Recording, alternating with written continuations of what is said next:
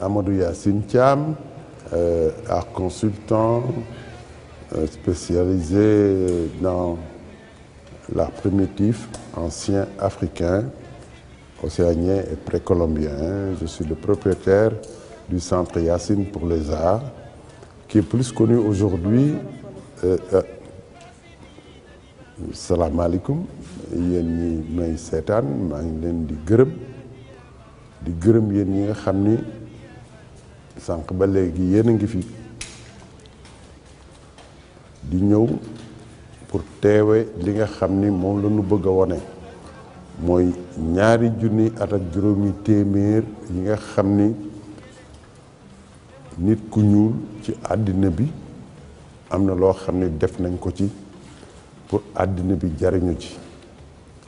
mooy bu ñu demee tuuti li ñuy wax ban ñu togg ko mu jógee Nigéria ñu tuddee ko terre cuite bu dee anglais terracotta lañ koy wax bu dee ñun ban bu ñu togg lañ koy wax. loolu 2 junni ak juróomi téeméer la foofu la ñuy commencé. buñ commencé ñëw nañ ba ci juróomi téeméeri at wàcc ba ci xale yi toog ñëw Boubacar Sarr ñoom Chérif Thiam ñoom Aiguille d'Afrique ñëw pour wane ñun sunu xam-xam ci lépp mu demee jóge ci ban parce que nee nañu nit ci ban lañ ko dundee lañ ko bindee ñëw nag léegi ba ci weñ loolu ñun nit ñu ñuul ñi ñun ñoo ko firndeel njëkk ko def ñépp li ñu bëgg a wane nag mooy ñu xam sunu cosaan ak fi ñu jóge du ñun rek sénégalais képp kuy nit ku ñuul nga soqi ko fii ci suufu Afrique ñu tasaaroo meññ nag leneen li nga xam ni ci àddina bi képp kuy nit ñu ñuul fii nga soqi ko léegi nag ñi nga xam ne seen xam-xam màcc na ci bi maanaam xool li nga xam ni saytu ko fi nit ku ñuul di jóge fi nit ci boppam di jóge nee nañu kooku nag ki nga xam ni moo meññi ñépp ci àddina bi kooku fii la soqi ko ci suufu Afrique Afrique nag dañoo toll foo xam ni ak fi nu jóge li tax may wax 2 junni ak juróomi téeméer mais ëpp na lool ndaxte tey boo ko firndeelee da ngay dem ci Égypte maanaam li ñuy wax pyramide yi mooy lu mel ni li nu tabax fii ci suuf ñooñu boroom xam-xam yi nga xam ni ñoo tax buur ya fa nekkoon ñu leen di wooye ñun ci sunu kàllaama Firawna ñooñu ñi nga jógee Soudan ñoom ñoo doon wax ni nit mën nañ ko def ba bu dee sax du ko lekk fi mu nekk nii boo demee ci àddina bi ci kër yi nga xam ne ñooy denc yu màgget yi ñu koy woy musée Toutankhamon ma nga fa ba léegi dañ koy wërale àddina bi pour wan ni nit ki kat ne woon na du dee boobaa léegi mën na juróomi junniy at bëggumaa ñëw ci juróomi junniy at yi ndaxte li koy firndeel yoruma ko mais li nga xam ne 2 junniy at ak juróomi téeméer li koy firndeel mooy lii nga xam ni mooy boppu ban bi nga xam ni mooy li nga exposé nii. voilà li ñuy exposé ñu jële ko foofu nag indi ko ba ci suñu xale yi tey yii ku mel ni Boubacar Sarr ku mel ni aiguille d'Afrique aiguille nag boo ko gisee boo ko déggee mooy puso moom day ñaw mooy ñaw mbubb ñawi daal bu njëkk sax boo amuloon puso am na leneen looy ñawee ku am loo ñaw nag pour sol ko ami dal yoo xam ne da nga koo ñaw bu boobaa mën ngaa dox loolu nag fi la àddina soqi ko li tax ñu koy wone dafa am ñu ni ñun dey nit ku ñuul amul lu mu def ci àddina loo xam ni dimbale na jëm jamono ñu wone ni nag 2 junni at yi nga xam ni moom la ñu waaj ak juróomi téeméer moom la ñu weesu ñun liñ ci def ñi wax ni defuñu dara temps booba ña ngay ngémb di nekk ci ay xeer yu ñett mu ñu koy woyee cave li tax ma sóobu ci nag dama bëgg a ñaax xam nga samay morom loo amee juróom-ñaari fukki at yu tegaloo am na lu bari loo fekkee mais yéen xale yi laa bëgg a ñaax ak ñi may seetaan ñun boo xeebee sa bopp rekk tëdd nga te ku tëdd ñu jaar sa kaw li ma leen di ñaaxee nag mooy lii àddina 2 mbir ñoo ko yore xol ak xel te boo yoree xol mooy li nga xam ni mooy yéegal deret ji ci yaram wi yépp jëmale ko nag léegi ci bopp bi nag li ko ëmb dafa nekk li ñuy wax yóor nag xam nga nañ ko tekkee ci wolof bu ko xol bi deret ji bu ko jëmalee kaw ba mu yéeg ci kaw am na la ñuy wax ni cortex frontal maanaam li ñuy wax janeer mi ngi ci biir kooku moo yore lépp loo xam ni xalaat la ak li xol bi di deret ji muy pompé parce que deret ji xam nga dañ wax ne boo sa xol taxawee rek dégg nga kooku nag mooy ñaari malaaka yi ñuy wax waa xol bi ak xel mi mais li ma seetlu et li tax ma ñu def li ñun pour ñaax suñu bopp ni ginnaaw ñun lépp luy mbindeef ci àddina bi fii la soxi ko ñu dem ba nga xam ne ñun dañoo xeeb suñu bopp may ñaax yéen xale yi yéen seen génération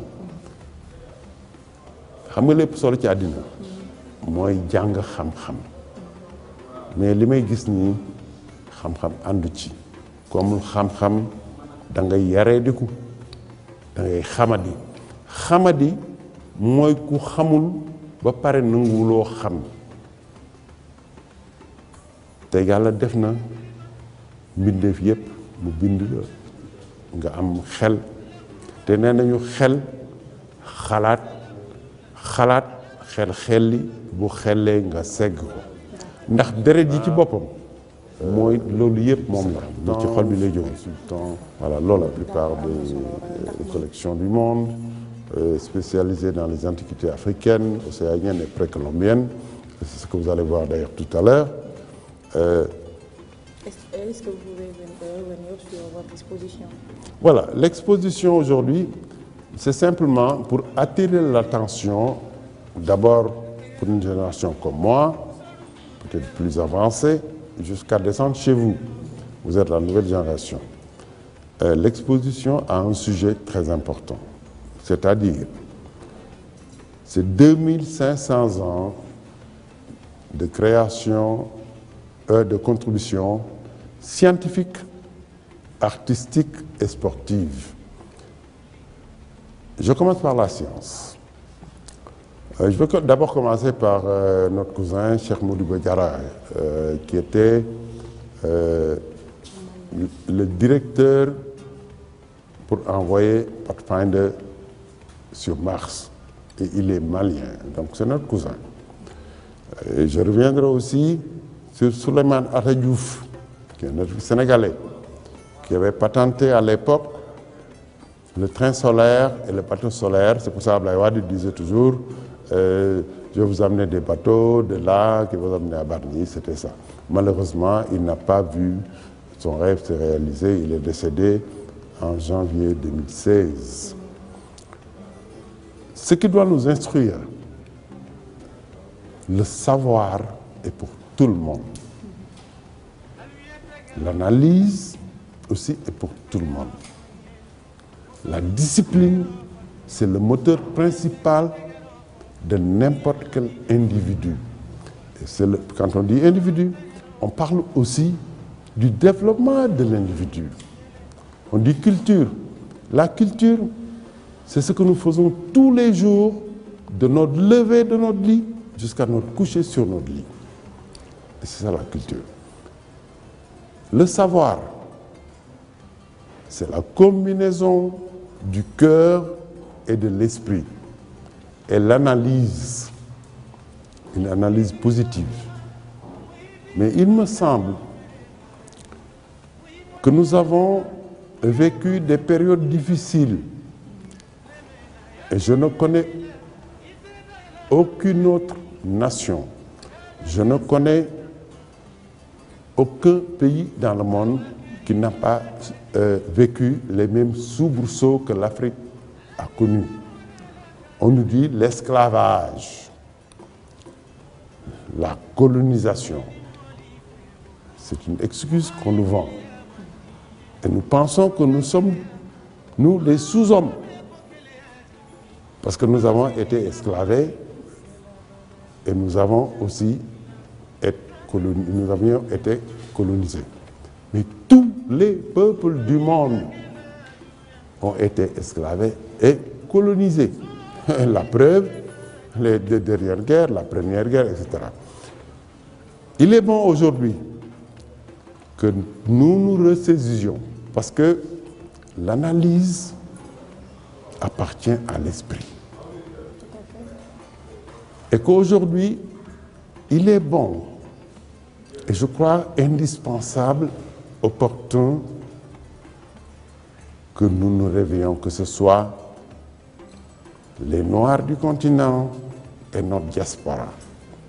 La preuve, nous avons des journalistes qui sont venus de la Martinique exclusivement pour assister aux événements, l'ouverture du musée des civilisations noires et notre exposition aujourd'hui. C'est pour montrer la maîtrise de notre devenir et de notre passé. Le fer, la naissance du fer, la technicité du fer, c'est l'Afrique. La technicité de la terre cuite, c'est l'Afrique. Tous les pharaons qui se sont passés, ils ont été embaumés par des Soudanais. Cheikh Anta l'a défendu. Aujourd'hui, on attribue l'origine souvent de ceci ou de cela. Le titre de l'exposition, c'est 2500 ans de contributions scientifiques, artistiques et sportives. Donc nous avons couvert tous les domaines d'un individu, c'est-à-dire la culture générale du monde. Et c'est ça l'excuse pour monter une exposition comme ça. Et je vous demande, à la jeunesse qui me regardait, qu'elle soit d'ici, du continent ou d'ailleurs de la diaspora, de se ressaisir et d'oublier ce qu'on nous a inculqué d'esclavage, ce qu'on nous a inculqué de colonisation. Tous les peuples du monde sont passés par là. Ce n'est pas un complexe. Le complexe, c'est le manque d'analyse que nous avons. Et le complexe, c'est le manque de perspective et de copier sur ce que les autres ont déjà fait. Bon, sur ce, je vous remercie beaucoup et je remercie les techniciens qui, depuis ce matin, sont autour de nous pour montrer au monde et à ceux qui nous écoutent, et spécialement à votre génération. Je vous remercie. Well beyond what I expected. Also, an artist, professor. I've written 4 children's books. One on our beginning of history as African Americans coming from Africa to the Americas. A little boy named Jelani and the Lock, based on my great-grandfather, Locke, he had when he got his freedom in America, Abraham Lincoln freeing the slaves. Then my next book was Harriet Tubman, the lioness of the Underground Railroad in America, who went back to the South once she escaped from slavery, went back to free more slaves. That's what we call our highest lioness. Then I go to Frederick Douglass, who was also a slave, and he eventually got his freedom, and he was one of the most great orators of that time, even connecting to the President of the United States at the time. Then I go to Martin Luther King. Martin Luther King was another great orator who said, one day America will rise up and live out her really true creed that all people are created equal. And one day my children will grab hands with people from around the world, black, white, everybody, to say, yes, we can. And then in that same book, I ended with Obama. Obama was our first African-American president.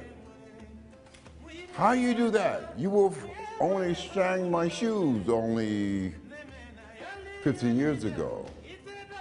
And I was hanging you 50 years ago in America.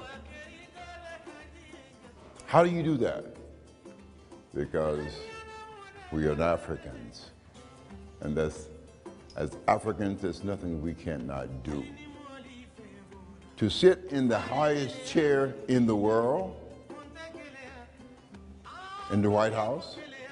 Not one term, but 2 terms, 8 years, representing Africa from around the world.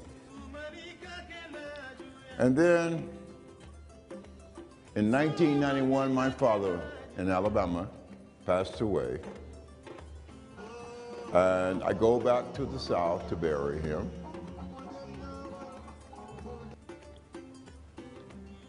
And after his funeral, the whole family got around to eat, talk about our family history. My uncle, who was in his 90s at the time, said, hey, he looked to my mother and said, hey, do you have a bag in the house that he had given my father? They were brothers, only 2 years apart. 35 years ago. She said yes, and she goes to the bedroom and gets this bag and comes back with this bag. And my uncle pulled this lock out of the bag and said, hey, this is the lock that enslaved my great-grandfather. The lock was given to him by his father, Joseph Pace, which was given to him by his father, Steve Pace, the slave in our family. All the family was like, wow, we have a lock in our family that goes back to slavery? Yes. And so the family decided I'll be the keeper of the lock. So, Paul, why are you gonna give it to me? He said, well, because you're the artist in the family. And so that lock now, I'm really preparing the lock to be accepted at the Smithsonian in Washington, D.C., which also last year was a big celebration of the first African-American museum in America. So that original lock that enslaved my great-grandfather is now sits into the Smithsonian and the African-American Museum. And then that same year, 1991, they discovered the largest African-American burial ground in the world. 4 blocks from Wall Street, 5 blocks from the World Trade where the bombing took place. And when they discovered that they was digging for a federal office building in Lower Manhattan, New York City, and bones just kept coming up. Bones, bones, bones. And they realized that it was the African burial ground. They had it in the records, but they didn't expect to see any bones coming up. And so they had to stop the project, dig out as many bones as possible, and those bones were shipped to Howard University to analyze. And it was a big controversy in the city about the African-American people said, no, this is sacred ground. We don't want you to build nothing on here. Of course, the American government said, hey, this is an expensive project, property. We're gonna build our building. And they built the building. But in building that building, they had to acknowledge with a monument the Africans that were buried there. And so they had a call out for an artist to build this monument. Over 400 artists submitted proposals to that project. It narrowed down to 5 and I got the call. Why me? In the spirit of the ancestors, I had the lock in my possession in my studio in Brooklyn, New York. And the answers gave it to me. It's like, wow, you got to build this monument. Wow. It took me 10 years of my life to build that monument. And that monument now is the world's largest monument in America to honor the Africans and African-American enslavement.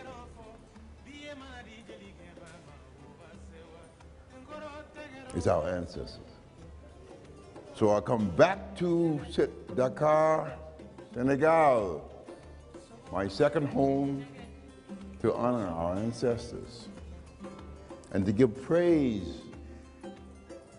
I just left New York, over a week ago, and the ambassador from Washington, D.C. gave me a call and said, Lorenzo, I want to go to the African burial ground.